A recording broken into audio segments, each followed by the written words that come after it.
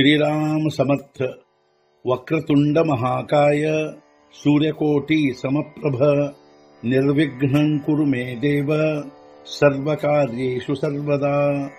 गुरुर्ब्रह्मा गुरुर्विष्णुः गुरुर्देवो महेश्वरः गुरुः साक्षात् परब्रह्म तस्मै श्री गुरवे नमः। विदेहापरि चालवूनी प्रपंच मुमुक्षु जनालागी अध्यात्म चर्चा करोनी बहुलोकजे मेळवीती। नमस्कार त्या ब्रह्म चैतन्य मूर्ती। अलंकापुरी पुण्यभूमी पवित्र तिथे नांदतो ज्ञान राजा सुपात्र। तया आठवीता महापुण्य राशी। नमस्कार माझा सद्गुरु श्री ज्ञानेश्वराशी। सद्गुरुनाथ महाराज की जय। जय जय रघुवीर समर्थ। श्रीराम समर्थ। जय जय रामकृष्ण हरी। श्री ज्ञानेश्वरी अध्याय 15 पुरुषोत्तम योग संपुಟ 197।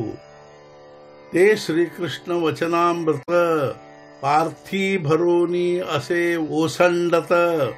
मग व्यास कृपा प्राप्त ಸಂಜಯಾಸಿ। ಶ್ರೀಕೃಷ್ಣ ವಚನಾಮೃತದ ಶಬ್ದಗಳು ತುಂಬಿ ತುಳುಕಿದವು ಪಾರ್ಥನ ಹೃದಯದೊಳು। ಆಗ ವ್ಯಾಸ ಕೃಪಾ ಪಾತ್ರನಾದನು ಅದರೊಳು ಸಂಜಯನು। ಶ್ರೀಕೃಷ್ಣ ವಚನಾಮೃತದ ಶಬ್ದಗಳು ಪಾರ್ಥನ ಹೃದಯದೊಳು ತುಂಬಿ ತುಳುಕಿದವು। ಆಗ ಸಂಜಯನು ಅದರಿಂದ ವ್ಯಾಸಕೃಪಾ ಪಾತ್ರನಾದನು। तो धृतराष्ट्रा राया सूतसे पान करावाया। मणवनी जीवितांतु तया नव्हेची भारी। ಅವನು ಧೃತರಾಷ್ಟ್ರನಿಗೆ ಕೊಟ್ಟನು ಪಾನ ಮಾಡುವುದಕ್ಕಾಗಿ। ಆದ್ದರಿಂದ ಜೀವನಾಂತವಾದರೂ ಅವನಿಗೆ ಕಠಿಣವಾಗಲಿಲ್ಲ। ಅವನು ಅದೆಲ್ಲವನ್ನು ಧೃತರಾಷ್ಟ್ರನಿಗೆ ಪಾನ ಮಾಡುವುದಕ್ಕೆ ಕೊಟ್ಟನು। ಆದ್ದರಿಂದ ಧೃತರಾಷ್ಟ್ರನಿಗೆ ಜೀವನದ ಅಂತಕಾಲ ಪ್ರಾಪ್ತವಾಗಿದ್ದರೂ ಅವನಿಗೆ ಅದು ಕಠಿಣವಾಗಲಿಲ್ಲ। ಎರವಿ ಗೀತಾ ಶ್ರವಣ ಅವಸರಿ आवडो लागता अनधिकारी। परिशेखी तेची उजरी पातला भली।